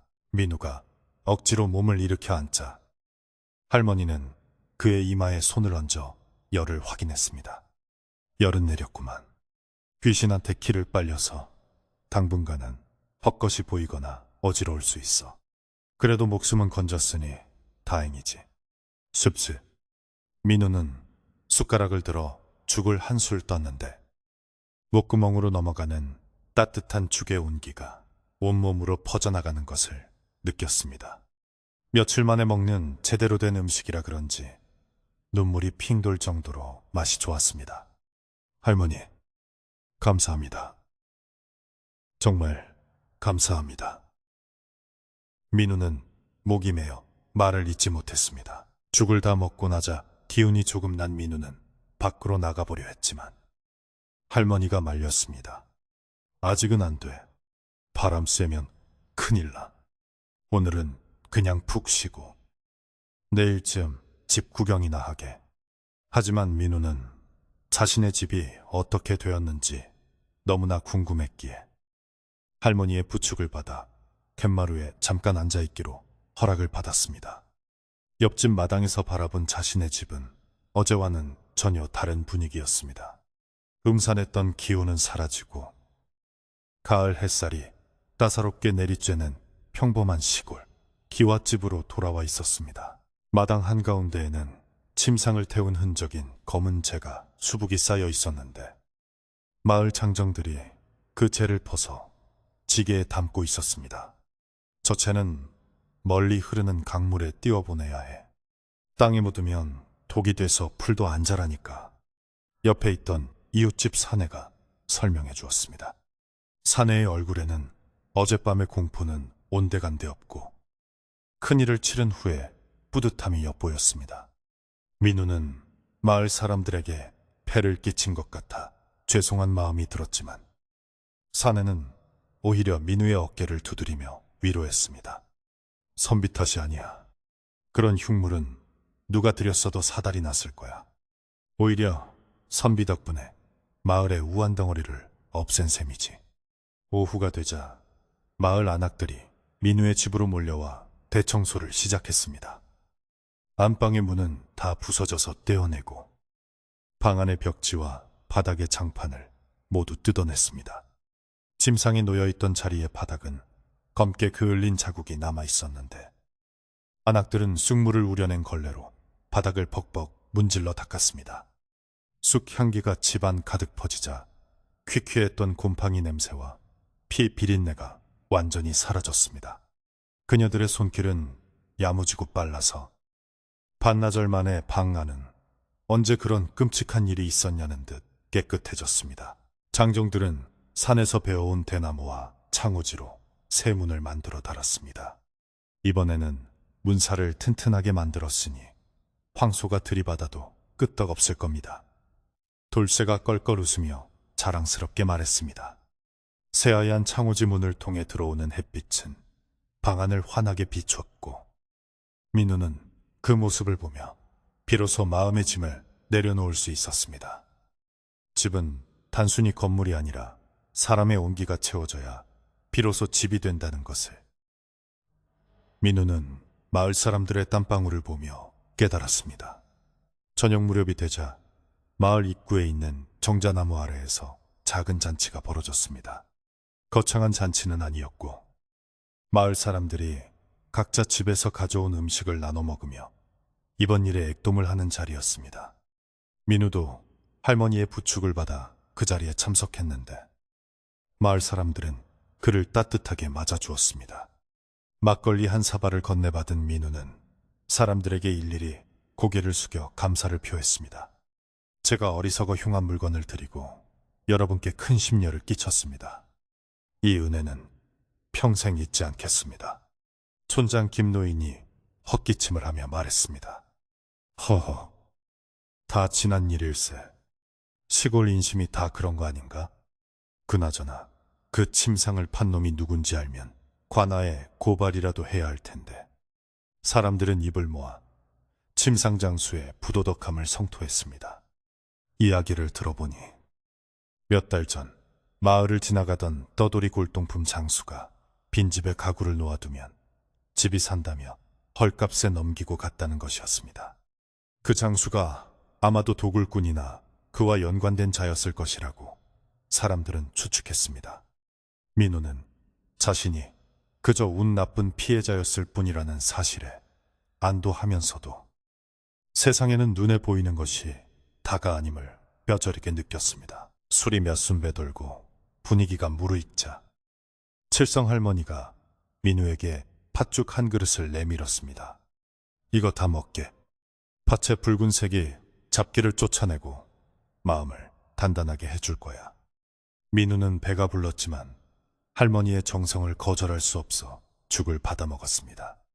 달콤하고 고소한 팥죽이 들어가자 긴장으로 굳어있던 위장이 부드럽게 풀리는 것 같았습니다. 주변에서는 아이들이 뛰어놀고 안악들의 웃음소리가 들려오고 장정들의 호탕한 농담이 오가는 그 평화로운 풍경 속에서 민우는 어젯밤의 공포가 마치 전생의 일처럼 아득하게 느껴졌습니다. 밤이 깊어지자 사람들은 하나둘씩 집으로 돌아갔고 민우도 다시 깨끗해진 자신의 집으로 돌아왔습니다. 입마루에 앉아 밤하늘을 올려다보니 수많은 별이 보석처럼 반짝이고 있었는데 어제까지만 해도 저 별들이 귀신의 눈처럼 무섭게 보였던 것이 이제는 따뜻한 등불처럼 느껴졌습니다. 방 안에는 새 장판 냄새와 쑥 향기가 은은하게 감돌고 있었고 침상이 있던 자리는 텅 비어 있었지만 그 빈 공간이 주는 여유로움이 오히려 민우의 마음을 꽉 채워주었습니다. 민우는 장롱에서 깨끗한 요와 이불을 꺼내 방바닥에 깔았습니다. 푹신한 요 위에 누우니 딱딱한 나무 침상과는 비교할 수 없는 편안함이 등을 감싸 안았습니다. 온돌의 따뜻한 열기가 척추를 타고 올라오며 온몸의 근육을 이완시켰습니다. 그는 베개에 머리를 파묻으며 중얼거렸습니다. 그래, 사람 자리는 이렇게 따뜻하고 부드러워야지. 문 밖에서 들려오는 풀벌레 소리는 이제 자장가처럼 들렸고 창호지문에 비친 달빛은 은은한 수묵화처럼 아름다웠습니다. 잠이 들기 전 민우는 문득 침상 속의 여인을 생각했습니다. 불에 타 사라진 그녀의 영혼이 이제는 부디 좋은 곳으로 갔기를, 더 이상 차가운 나무 속에 갇혀 고통받지 않기를 진심으로 빌었습니다. 그리고 자신을 구해준 칠성 할머니와 마을 사람들의 얼굴을 하나하나 떠올리며 감사의 기도를 올렸습니다. 산골 마을의 밤은 깊어갔고 민우의 집에서는 고르고 평온한 숨소리만이 들려왔습니다. 악몽은 끝났고 이제는 정말로 쉴 수 있는 시간이 찾아온 것입니다. 다음 날 아침 민우는 개운한 몸으로 일어났습니다. 거울을 보니 안색이 많이 돌아와 있었고 눈 밑에 검은 그림자도 옅어져 있었습니다. 그는 마당으로 나가 기지개를 켰는데 뼈마디가 우두둑 소리를 내며 활력을 되찾는 것 같았습니다. 마당 한가운데 검게 그을린 자국이 어젯밤의 일을 증명하고 있었지만 아침 햇살이 그 위를 덮자 그마저도 자연의 일부처럼 보였습니다. 민우는 빗자루를 들고 마당을 쓸기 시작했습니다. 삭 하는 빗자루질 소리가 경쾌하게 울려 퍼졌고 그의 마음속에 남아있던 마지막 불안의 티끌까지도 깨끗이 쓸려나가는 듯 했습니다. 점심때가 되자 칠성 할머니가 지팡이를 짚고 마실을 나오셨습니다. 어떤가? 잠자리는 편안했는가? 할머니의 물음에 민우는 환하게 웃으며 대답했습니다. 네, 할머니 덕분에 정말 꿀잠을 잤습니다. 태어나서 그렇게 편안하게 잔 건 처음인 것 같습니다. 할머니는 빙그레 웃으며 주머니에서 무언가를 꺼내 민우에게 건넸습니다. 그것은 작은 복주머니였습니다. 이건 쑥이랑 박하를 말려 넣은 향주머니야. 머리맡에 두고 자면 마음이 편안해질 게야. 다시는 이상한 물건 들이지 말고 밥 잘 챙겨 먹고 공부 열심히 하게. 민우는 복주머니를 소중하게 받아들고 허리를 숙여 인사했습니다. 할머니의 뒷모습을 바라보며 민우는 이곳에 오기를 정말 잘했다고 생각했습니다. 비록 죽을 고비를 넘겼지만 그 덕분에 사람의 정을 알게 되었고 삶의 소중함을 깨달았기 때문입니다.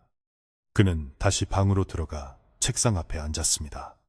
펼쳐둔 책에서 먹냄새가 향긋하게 올라왔고 민우는 다시 학문에 정진할 힘을 얻었습니다. 이제 이 집은 귀신의 집이 아니라 미래를 준비하는 선비의 맑고 깨끗한 보금자리로 다시 태어난 것입니다. 마을에는 다시 평화가 찾아왔고 사람들은 가끔 빨래터나 사랑방에 모여 그날 밤의 이야기를 무용담처럼 나누곤 했습니다. 그때 불길이 파랗게 솟구치는 거 봤어? 정말 귀신이 곡을 하더라니까. 그래도 우리 마을 사람들이 힘을 합쳐서 물리쳤으니 얼마나 다행이야.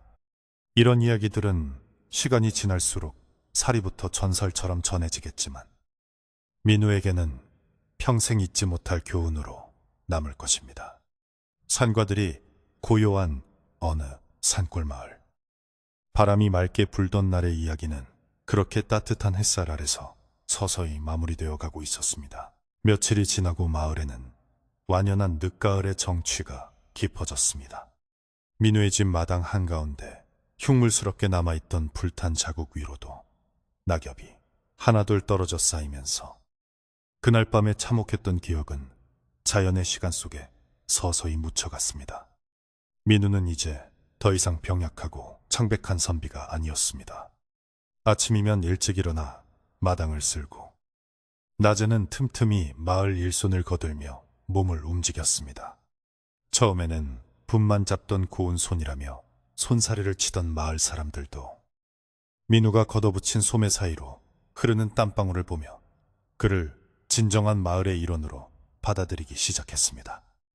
어느 맑은 오후 민우는 퇴일을 들고 마당 한가운데 섰습니다. 침상을 태웠던 그 검은 흙을 그대로 두기가 마음에 걸렸던 것입니다. 그는 검게 그을린 흙을 모두 퍼내어 멀리 버리고 그 자리에 산에서 퍼온 깨끗하고 붉은 황토를 채워 넣었습니다.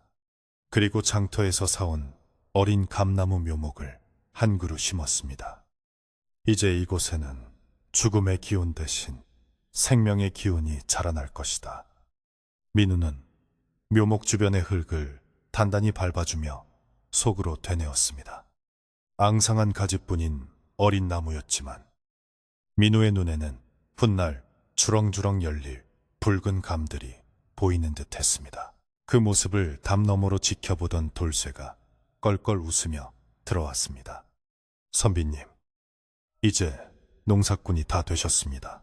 그래, 폼이 아주 제법이십니다.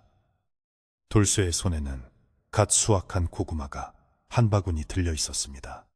이거 쪄드십시오. 올해 농사가 잘 돼서 꿀맛입니다. 민우는 감사하며 고구마를 받아들었습니다. 예전 같으면 체면을 차리느라 사양했을지도 모르지만 이제는 이 투박한 정이 얼마나 귀한 것인지 알기에 넙죽받으며 환하게 웃어 보였습니다. 사람과 사람 사이에 오가는 정이 귀신을 쫓는 가장 큰 부적임을 깨달았기 때문입니다. 저녁이 되자 민우는 부엌 아궁이에 불을 지폈습니다. 타닥타닥 타오르는 장작 소리는 언제 들어도 정겨웠고 아궁이 속의 불꽃은 이제 공포의 대상이 아니라 생명을 지키는 따뜻한 친구처럼 느껴졌습니다. 가마솥에 물을 붓고 돌쇠가 준 고구마를 찌기 시작하자 달콤하고 구수한 냄새가 부엌을 가득 채웠습니다. 그 냄새는 방 안까지 스며들어 며칠 전까지 진동하던 퀴퀴한 곰팡이 냄새를 완전히 밀어내고 그 자리를 차지했습니다. 민우는 따뜻한 아랫목에 앉아 잘 익은 고구마를 호호 불어가며 먹었는데 소박하지만 그 어떤 산의 진미보다 맛이 좋았습니다. 며칠 후 칠성할머니가 민우를 찾아왔습니다. 할머니의 손에는 하얀 무명천으로 싼 꾸러미가 들려 있었습니다. 겨울이 오면 우풍이 셀게야. 문풍지로 쓰라고 좀 가져왔네. 할머니는 무심한 척 꾸러미를 내려놓았지만 민우는 그 속에 담긴 할머니의 깊은 속정을 느낄 수 있었습니다. 민우는 할머니를 방 안으로 모시고 따뜻한 차를 대접했습니다. 김이 모락모락 나는 차를 마시며 두 사람은 도란도란 이야기를 나누었습니다. 방 안에는 평화로운 침묵과 나직한 말소리만이 오갔습니다. 할머니, 그때 저를 구해주지 않으셨다면 저는 지금쯤 저승귀신이 되어 있겠지요. 이 은혜를 어찌 갚아야 할지 모르겠습니다. 민우의 진심 어린 말에 할머니는 찻잔을 내려놓으며 빙그레 웃으셨습니다. 은혜는 무슨, 자네가 살 운명이니까 산 게지. 그리고 사람은 누구나 욕심이 눈을 가리면 헛것이 보이는 법이야.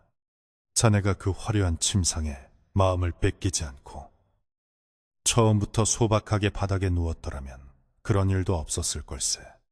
할머니의 말씀은 민우의 가슴에 깊은 울림을 주었습니다. 할머니는 덧붙여 말씀하셨습니다. 사람은 땅을 밟고 살고 잘 때는 땅의 기운을 받아야 하는 법이야. 흙에서 나서 흙으로 돌아가는 게 사람인데 어찌 산 사람이 땅에서 떨어져 허공에 붕 떠서 자려고 하는가. 온돌 바닥이 등짝을 찢어줘야 뼛속까지 기운이 도는 거지. 그게 순리야. 민우는 고개를 끄덕였습니다. 그 화려했던 침상이 주었던 차가운 부유감과 지금 이 투박한 온돌방이 주는 묵직한 안정감의 차이를 이제는 뼈저리게 알고 있었기 때문입니다. 할머니가 돌아가신 후 민우는 창호지 문을 새로 바르는 작업을 시작했습니다. 할머니가 주신 질 좋은 한지에 풀을 먹여 문살에 붙이자 방안이 한결 더 아늑하고 환해졌습니다. 문을 다 바르고 나니 밖은 이미 어둑어둑해져 있었고 멀리서 개 짖는 소리가 들려왔습니다. 민우는 방 한가운데에 앉아 새로 바른 문을 바라보며 뿌듯함을 느꼈습니다. 이제 이 방은 귀신이 드나드는 통로가 아니라 세상의 추위와 어둠으로부터 자신을 지켜주는 든든한 요새가 되었습니다. 밤이 깊어지자 산골 마을 특유의 적막이 찾아왔습니다. 하지만 그 적막은 더 이상 무섭지 않았습니다. 오히려 복잡했던 머릿속을 맑게 비워주는 청량한 고요함이었습니다. 민우는 책상 앞에 앉아 먹을 갈았습니다. 먹이 벼루에 갈리는 슥, 슥 하는 소리가 규칙적으로 울려 퍼지며 마음을 차분하게 가라앉혔습니다. 그는 붓을 들어 하얀 화선지 위에 글을 쓰기 시작했습니다. 평상신시도, 빙창신수도. 평범한 마음이 곧 도라는 뜻의 글귀였습니다. 화려하고 특별한 것을 땅다가 화를 입었던 자신을 경계하고 평범한 일상의 소중함을 잊지 않겠다는 다짐이었습니다. 글을 다 쓴 민우는 붓을 씻어 걸어두고 잠자리를 준비했습니다. 장롱에서 도톰한 무명요를 꺼내 바닥에 깔았습니다. 며칠 전 새로 솜을 튼 요라 그런지 푹신하고 포근해 보였습니다. 그 위에 깨끗한 더미불을 덮고 베개를 놓으니 보기만 해도 잠이 쏟아질 것 같은 편안한 잠자리가 완성되었습니다. 민우는 촛불을 끄고 자리에 누웠습니다. 등 뒤로 전해지는 온돌의 열기가 온몸의 긴장을 녹여주었고 묵직한 이불의 무게감이 마치 어머니의 품처럼 그를 감싸 안았습니다. 어둠 속에서 민우는 천장을 올려다보았습니다. 예전에는 천장의 석가래가 뱀처럼 꿈틀거리는 것 같아 무서웠지만 지금은 그저 든든하게 지붕을 받치고 있는 나무로만 보였습니다. 창호지 문 너머로 달빛이 은은하게 스며들어 방안을 푸르스름하게 비췄습니다. 민우는 눈을 감고 귀를 기울였습니다. 바람이 대나무 숲을 지나는 소리, 마당의 감나무 묘목이 흔들리는 소리, 그리고 자신의 고른 숨소리만이 들려왔습니다. 모든 것이 제자리에 있었고 모든 것이 평화로웠습니다. 그때 문득 지난 며칠간의 소동이 마치 아주 오래된 옛날 이야기처럼 느껴졌습니다. 침상 속의 여인도, 검은 머리카락도, 불타오르던 비명소리도 이제는 기억 저편으로 사라져버렸습니다. 민우는 속으로 조용히 빌었습니다. 그 여인의 영혼도 이제는 편안한 안식을 찾았기를 더 이상 차가운 나무 속에 갇혀있지 말고 따뜻한 흙으로 돌아가 꽃으로 다시 피어나기를. 용서는 남을 위한 것이 아니라 자신의 마음을 편안하게 하기 위한 마지막 열쇠였습니다. 다음 날 아침 민우는 마을 사람들과 함께 산에 올랐습니다. 겨울이 오기 전에 땔감을 미리 해두기 위해서였습니다. 산을 오르는 민우의 발걸음은 가벼웠고 호흡은 깊고 안정적이었습니다. 산중턱에 올라 내려다본 마을 풍경은 그림처럼 아름다웠습니다. 옹기종기 모여있는 초갓집들과 기와집들, 그리고 집집마다 피어오르는 밥 짓는 연기가 어우러져 한 폭의 수묵화를 그려내고 있었습니다. 민우는 그 풍경 속에 자신의 집이, 자신이 지켜낸 그 평온한 공간이 있다는 사실에 가슴 벅찬 행복을 느꼈습니다. 나무를 한 짐 지고 내려오는 길에 민우는 우물가에서 아낙네들이 웃으며 이야기하는 소리를 들었습니다. 요새 그 선비 양반 얼굴이 훤해졌어. 이제는 우리 마을 사람 다 됐지. 그러게 말이야. 어제는 우리 집 아이한테 천자문도 가르쳐 주더라고. 마음씨가 참 고와. 민우는 쑥스러움에 헛기침을 하며 지나갔지만 입가에는 미소가 떠나지 않았습니다. 그는 더 이상 이방인이 아니었습니다. 마을의 구성원으로서, 이웃으로서 완전히 녹아든 것이었습니다. 그날 저녁, 민우의 집 사랑방에서는 작은 글 읽는 소리가 울려 퍼졌습니다. 동네 아이들 몇 명이 민우에게 글을 배우러 온 것입니다. 아이들의 초롱초롱한 눈망울을 보며 민우는 한 글자 한 글자 정성껏 가르쳤습니다. 하늘천, 따지, 거물현, 누루황. 아이들이 따라 읽는 낭낭한 목소리가 가을밤의 정적을 깨고 생동감을 불어넣었습니다. 민우는 아이들에게서 뿜어져 나오는 맑은 기운이 집 안 구석구석에 스며들어 남아있을지 모를 음습한 기운을 완전히 몰아내고 있음을 느꼈습니다. 공부가 끝나고 아이들이 돌아가자 칠성 할머니가 찐 옥수수를 들고 오셨습니다. 아이들 가르치느라 출출하지. 이것 좀 먹게. 민우와 할머니는 뱃마루에 나란히 앉아 옥수수를 먹으며 밤하늘을 올려다 보았습니다. 밤하늘에는 별들이 쏟아질 듯 가득했고 은하수가 강물처럼 흐르고 있었습니다. 별이 참 밝습니다. 할머니, 그래. 마음이 맑으니 별도 밝게 보이는 게야.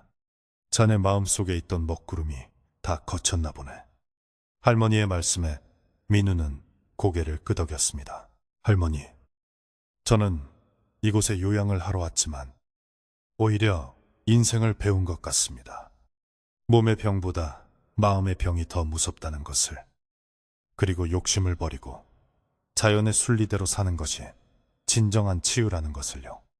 민우의 고백에 할머니는 민우의 손을 꼭 잡아주셨습니다. 할머니의 거친 손마디에서 전해지는 온기가 민우의 마음 깊은 곳까지 따뜻하게 데워주었습니다. 잘 배웠네. 그게 바로 산공부지. 이제 자네는 어디 가서도 잘 살 걸세. 겨울의 문턱에 들어선 어느 날 첫눈이 내렸습니다. 소리 없이 내린 눈은 민우의 집 마당을 하얗게 덮었고 그가 심은 감나무 묘목 위에도 소복하게 쌓였습니다. 민우는 방문을 열고 하얀 설원을 바라보았습니다. 세상의 모든 더러움과 상처를 덮어주는 순백의 눈처럼 그의 지난 기억들도 하얗게 덮여 정화되고 있었습니다. 그는 뜨끈한 방바닥에 배를 깔고 누워 창밖으로 내리는 눈을 구경했습니다. 엉덩이는 따뜻하고 코끝에는 시원한 바람이 스치니 이보다 더 좋을 수는 없었습니다. 점심에는 마을 사람들이 모여 김장을 했습니다. 민우도 고무장갑을 끼고 배추를 날랐습니다. 붉은 양념에 버무려진 배추를 서로의 입에 넣어주며 웃고 떠드는 사이 민우의 얼굴에는 붉은 양념만큼이나 생기 넘치는 홍조가 피어올랐습니다. 갓 담근 김치에 돼지고기 수육을 싸먹는 맛은 그야말로 일품이었습니다. 민우는 사람들과 어울려 막걸리 한 잔을 들이키며 살아있다는 것의 기쁨을 만끽했습니다. 그 침상 위에 누워 죽어가던 때와는 비교할 수 없는 펄떡이는 생명의 환희였습니다. 그날 밤 민우는 평소보다 일찍 잠자리에 들었습니다. 몸을 많이 움직여 적당히 피곤했고 배도 든든하니 잠이 절로 쏟아졌습니다. 그는 요 위에 대자로 뻗어 누웠습니다. 천장에 나무 무늬가 눈에 들어왔지만 이제는 어떤 형상으로도 보이지 않고 그저 나무 본연의 무늬로만 보였습니다. 그는 칠성 할머니가 주신 향주머니를 코에 대고 숨을 깊게 들이마셨습니다. 은은한 박하향과 쑥향이 머릿속을 시원하게 해주었습니다. 민우는 눈을 감으며 생각했습니다.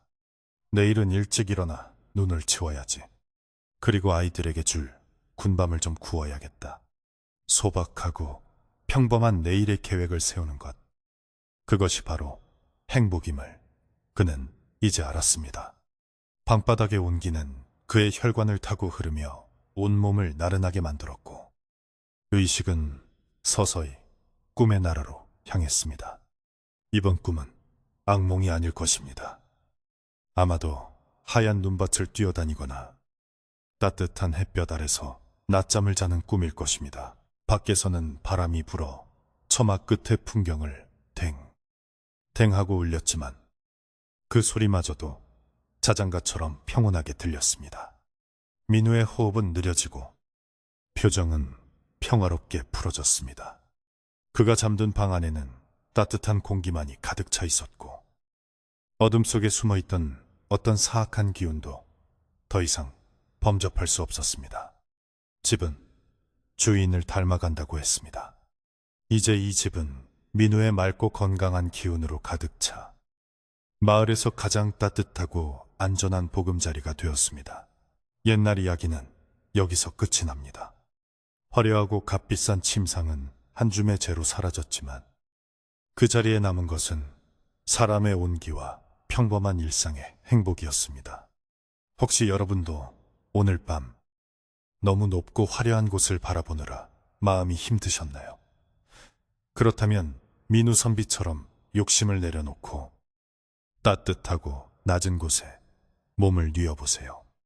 등 뒤를 든든하게 받쳐주는 바닥의 온기를 느끼며 눈을 감으면 분명 편안하고 깊은 잠이 여러분을 찾아올 것입니다. 산골 마을의 밤은 깊어지고 민우의 집 굴뚝에서는 마지막 남은 연기가 하얀 실처럼 피어올라 밤하늘로 흩어집니다. 세상의 모든 걱정과 근심도 저 연기처럼 사라지기를. 그리고 여러분의 잠자리에도 따뜻한 온기만이 가득하기를 바랍니다. 바람이 자고 별이 잠드는 시간. 이제 모두 편안히 주무시길 바랍니다.